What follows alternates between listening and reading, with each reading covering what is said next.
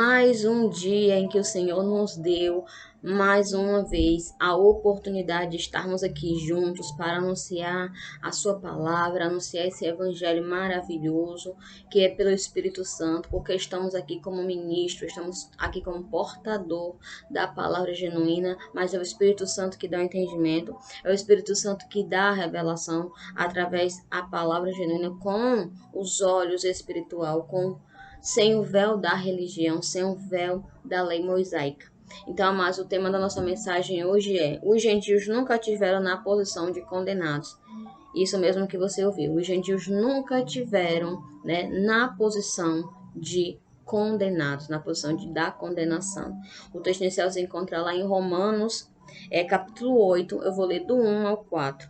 Portanto, agora já não há condenação para os que estão em Cristo Jesus. Porque por meio de Cristo Jesus, a lei do Espírito de vida me libertou da lei do pecado e da morte.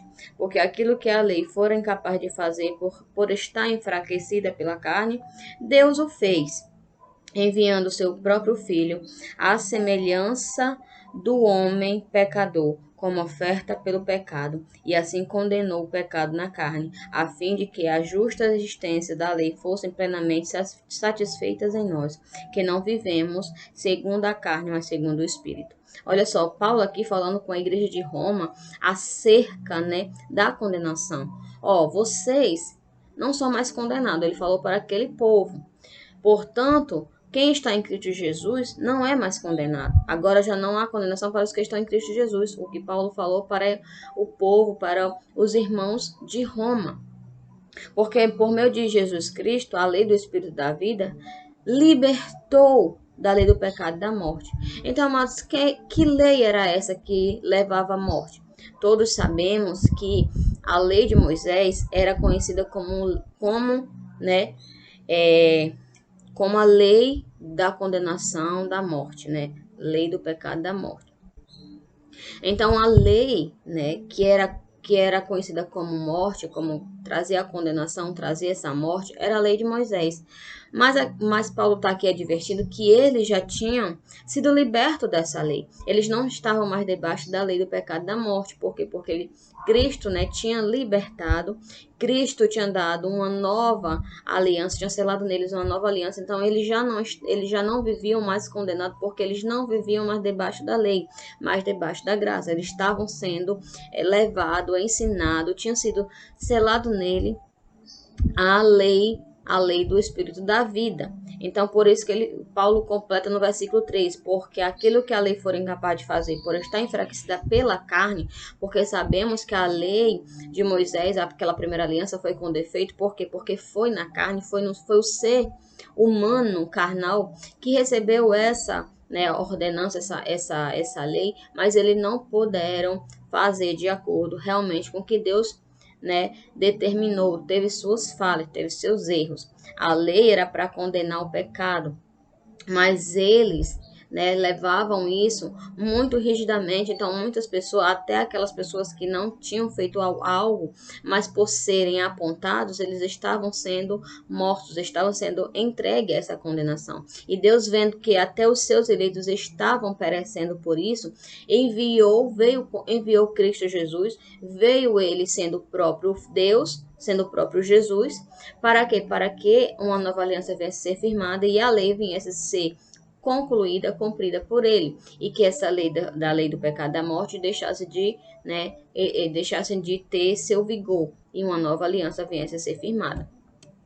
Então, amados, como eu estava lendo, porque incapaz de fazer por estar enfraquecida pela carne, Deus o fez enviando seu próprio Filho, à semelhança do homem pecador, como oferta pelo pecado, e assim condenou o pecado na carne. Então, amados, Jesus, né, o Filho de Deus, o qual era o próprio Deus, ele teve que enviar o seu filho à sua semelhança, porque Jesus era o seu próprio filho, era o próprio Deus. Jesus de Nazaré era a carne, era esse homem pecador, o qual estava debaixo da lei. Por que era pecador? Porque ele cometeu algum erro? Não. Ele era pecador porque ele estava debaixo dessa lei, da lei do pecado e da morte, o qual todos os judeus estavam debaixo.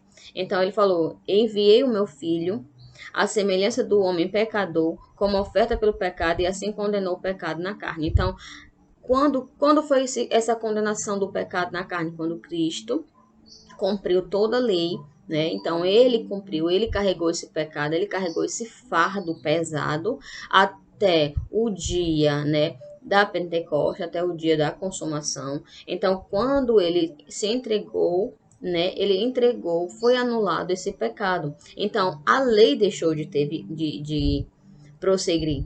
A lei deixou de ter seu vigor. Ela não tinha mais, né, essa força. Por quê? Porque o próprio Deus enviou seu filho em sua semelhança para quê? Para que uma só oferta, o qual foi o corpo de Jesus Cristo, pusesse fim à lei do pecado e da morte, pusesse fim ao pecado, pusesse fim a essa transgressão, a fim que, aí no versículo 4 diz, a fim de que a justa existência da lei fosse plenamente satisfeita em nós. Então, aquelas coisas a quais aquele povo eram, né, condenado, que o povo era visto como pecador, foi satisfeito na carne. Então, deixou de ter aquele vigor, eles deixaram de ser vistos como pecador, de pessoas que estavam transgredindo uma lei, porque quando Cristo veio, ele cumpriu toda a lei, ele pôs uma nova aliança, uma aliança de amor, uma aliança de paz, o qual quebrou o muro da inimizade, quebrou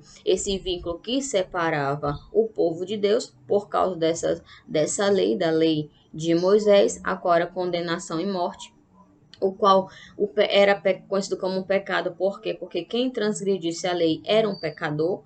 Não existia pecado se não tivesse a transgressão da lei. Então, esse povo ainda se via como um pecador porque estavam debaixo da lei. Então, eles, querendo ou não, momento ou outro, eles estavam transgredindo essa lei. Então, Cristo, né, Deus enviou o seu Filho em sua semelhança para quê? Para que viesse a ofertar pelo pecado. O corpo de Cristo foi ofertado pelo pecado para quê? Para que esse pecado fosse satisfeito, fosse anulado, fosse acabado, porque ele foi cumprido, né? Ele cumpriu essa lei na sua carne, no seu corpo. Quando ele foi entregue, quando ele gritou Tetelestai, Pai, aqui eu te entrego o meu espírito. Ele fez tudo o que estava, né, ao seu alcance, tudo aquilo que Deus o determinou para fazer.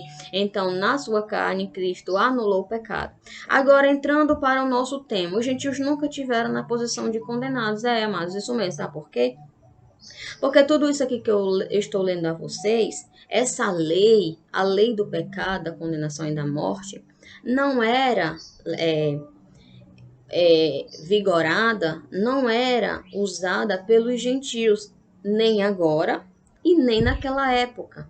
Principalmente naquela época, porque hoje já entendemos com os olhos iluminados, entendemos que nunca tivemos pecado, por quê? Porque não participamos dessa lei, não participamos de lei alguma, a qual provém da lei de Moisés. A lei a qual estamos debaixo é a lei de Deus, a qual foi posta em nossos corações, a qual o Espírito Santo nos testifica. Os frutos do Espírito sabemos discernir. Então, amados, os gentios nunca tiveram na posição de condenados, porque os gentios nunca participaram dessa lei. Os gentios, como eu já falei em muitos vídeos, e sempre eu gosto de relatar nas minhas mensagens, que os gentios nunca, né, os gentios eram separados de Deus, porque eles não adoravam a Deus, eles não conheciam a Deus, eles adoravam a deuses pagãos. Então, isso faziam eles inimigos de Deus, isso fazia com que eles não fossem próximos, não tivessem a proximidade de Deus. E Deus vendo isso, vendo com que os gentios estavam separados, porque não conheciam a Ele, não conheciam a Deus, estavam separados. Ele, na consumação, quando veio o Espírito Santo, quando ele deu a revelação a Paulo, ele deu uma ordem a Paulo: você vai aos gentios, você não vai para o povo da circuncisão, você vai para o povo da incircuncisão. Aquele povo que não me conhece, aquele povo que não me adora, você vai até ele, Paulo, e você vai revelar essas grandezas, você vai revelar essas palavras, esse evangelho a qual estou te revelando. Você vai até ele. Não tenha medo, você vai até ele, que eu irei fazer a minha ação. Eu irei abrir os olhos dele, eles irão entender, eles irão ser alcançados pelo poder da pregação. E, amados, os gentios foram, né, alcançados pelo poder da pregação. Os gentios nunca tiveram participação da lei de Moisés. Os gentios nunca tiveram participação. Os gentios não participaram daquele momento a qual Jesus se entregou, né, pelos seus. Os seus não eram gentios, os seus eram judeus. Mas por Deus ver que os gentios estavam separados, porque tinham um muro de inimizade, tinha essa divisão, os gentios não poderiam estar aonde o povo de Deus estava, porque não estavam debaixo da lei deles, não viviam de modo daquele jeito, então tinha essa parede de inimizade. E quando Deus derrubou essa parede de inimizade, os gentios puderam conhecer a Deus, passaram a ter o entendimento, passaram a ter o conhecimento, foram discernidos pelo Espírito Santo, puderam ser alcançados pelo poder da palavra, o qual Paulo, né, pregou, o qual Paulo anunciou, e foram, né, aproximados de Deus, passaram a ser próximos de Deus. Mas eles nunca tiveram na posição de condenados. É por isso que hoje falamos que não somos condenados, somos o que? Disciplinado. O que fazemos aqui de errado, o que fazemos aqui mediante nossa carne, iremos pagar, iremos, né, colher com a nossa carne. Não vou colher no Espírito, porque o Espírito não faz nada. O Espírito não faz nada. O que faz de errado, o que acontece aqui, amados, é o meu eu. É a minha carne, é o meu corpo carnal que faz os atos errados. O meu espírito não pode pegar esse celular. Quem está pegando esse celular sou eu, Anne, corpo físico, corpo carnal. O meu espírito não tem nada a ver com essa ação. Então, nós temos que ter essa diferença. Então, a condenação era para aquele povo que estava debaixo da lei, o qual era conhecido como a lei do pecado da morte. Então, quem transgredisse era um pecador e era condenado, era morto. Lá em João 3,17 diz: Pois Deus enviou seu Filho ao mundo, não para condenar o mundo, mas para que este fosse salvo por meio dele. Então Deus, na posição de pai, né, vendo que seus filhos estavam perecendo, não poderia vir, né, em espírito com sua glória, com a luz gloriosa o qual ele tem, se revestiu de carne, veio como filho, para quê? Para que aquele povo fosse salvo, né? Fosse salvo por meio dele, porque aquele povo estava sendo condenado. Então ele diz: Pois Deus enviou o seu filho, João aqui fala que Deus enviou o seu filho ao mundo, não para condenar o mundo, mas para que este fosse salvo por meio dele. Então, Jesus não veio para condenar, e sim para salvar. Ele veio como é que eu posso dizer? Para cumprir algo que estava levando os filhos de Deus, os escolhidos, os predestinados, os que pertenciam a Deus, né? Que veio para resgatar dessa condenação, da condenação da lei do pecado da morte, da condenação da lei de Moisés, a qual condenava, a qual matava, a qual levava, né, o sacrifício e a condenação. Então ele diz: Pois Deus enviou seu Filho ao mundo não para condenar o mundo, mas para que este fosse salvo por meio dele. Então, mas a salvação veio por meio de Cristo Jesus, quando ele resgatou esse povo dessa lei que condenava, quando ele pôs fim a tudo isso, quando ele trouxe, né, nova vida, uma nova aliança, trouxe uma aliança de paz, uma aliança de renovo, e nós viemos participar daí, a partir da consumação, que fomos alcançados pela pregação do Evangelho genuíno, que recebemos o Espírito Santo, tivemos o entendimento, tivemos a mente iluminada, deixamos as tradições, as práticas pagãs de lado e vieram servir a Deus como Deus deveria ser, né, adorado, deveria ser servido. Então eles deixaram essas práticas, nunca estiveram na posição de condenados porque eles não conheciam a Deus. Eles não viviam debaixo dessa lei, mas eles foram resgatados porque viviam em paganismo, viviam de modo mesmo assim errado, mas sem entendimento, sem conhecimento. Os judeus viviam em pecado porque viviam debaixo da lei de Moisés. Lá em Romanos 14, 23 diz: Mas aquele que tem dúvida é condenado a se comer, porque não come com fé, e tudo o que não provém da fé é pecado. Ele aqui, Paulo, mais uma vez afirma ao povo de Roma: ó, nada pode ser duvidoso, nada pode ser, né, com dúvida. Se você come algo e você vê que ao comer você irá, né, ser condenado, que você está se vendo pecador, você vai ver, você vai comer e você vai ser pecador porque a sua consciência está te afirmando isso. Não tem que duvidar. Dúvida, mas aquele que tem dúvida é condenado a se comer porque não come com fé. Então, mas se eu como algo, né, que eu vou comer com dúvida, que eu vou passar mal, que eu vou sentir isso, que eu vou sentir aquilo, mas com certeza eu vou sentir, porque eu já fui comer sem fé. Eu já fui comer, né, com dúvida, determinando que se eu comesse aquilo, confessando que eu ia passar mal, que não ia me sentir bem. Então, se você pensar algo assim, amados, nem faça, nem coma, porque você está comendo duvidosamente, você está fazendo duvidosamente, está agindo sem a fé, sem agir por fé. Então, é melhor você não comer, é melhor você não fazer, porque isso, né, está te trazendo uma má consequência, um mau ato, porque você já está fazendo, mas já confessando por si mesmo que não vai dar certo. Então, se você pensa dessa maneira, é melhor você nem fazer, é melhor você nem continuar. Porque a fé, mas não parte da dúvida, a fé parte da segurança, a fé parte da esperança. Ai, o besourinho, mas desculpa.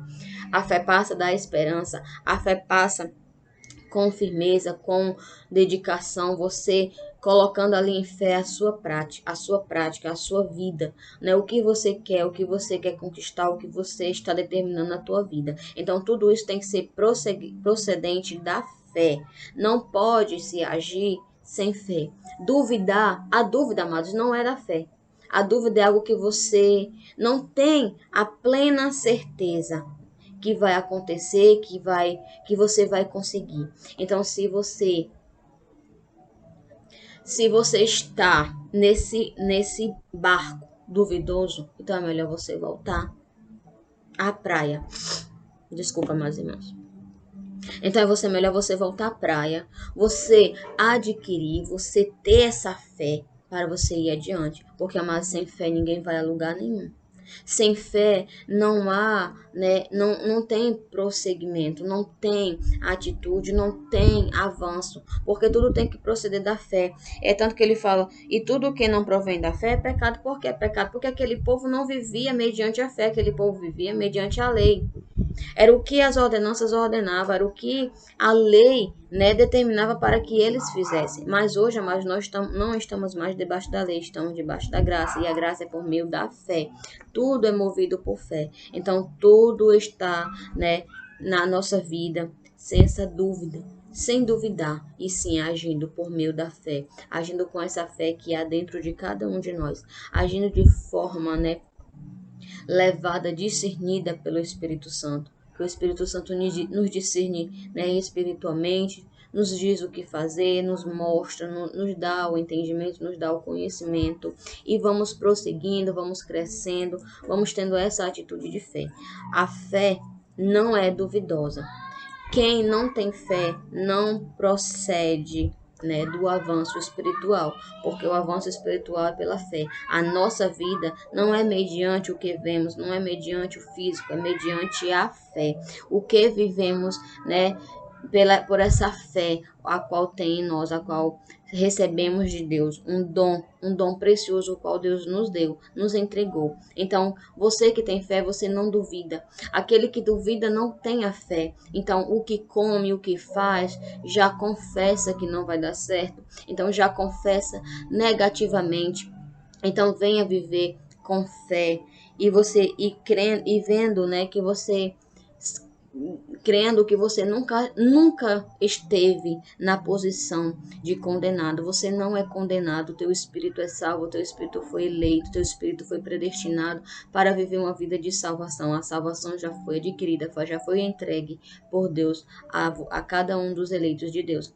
A salvação foi por meio de Cristo Jesus. O dom da salvação foi adquirida, foi dada por meio dele. Nada procede do ser humano, nada procede de nós.